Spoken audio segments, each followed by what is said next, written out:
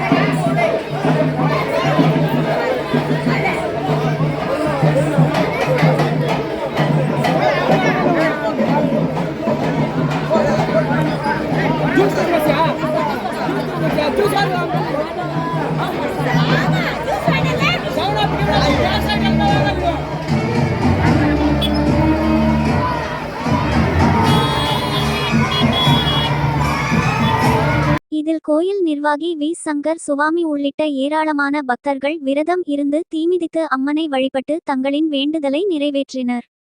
இந்த நிகழ்ச்சியில் காஞ்சிபுரம் திருப்பருத்திகுன்றம் ரோட்டில் உள்ள தாய் படவேட்டம்மன் கோயில் தர்மகர்த்தாவும், காஞ்சிபுரம் மாவட்ட பம்பை, உடுக்கை, காவடி, கை சிலம்பாட்ட கலைஞர்கள் சங்க தலைவர் எம்.ஜி. வடிவேல் கலந்து கொண்டு தீமிதி நிகழ்ச்சியை தொடங்கி வைத்தார். விழாவிற்கான ஏற்பாடுகளை மருளாளர், ஆலய நிர்வாகி வி. சங்கர் சாமி, ஆலய வாரிசு எஸ். யோகி ஆகியோர் மிகச் சிறப்பாக செய்திருந்தனர்.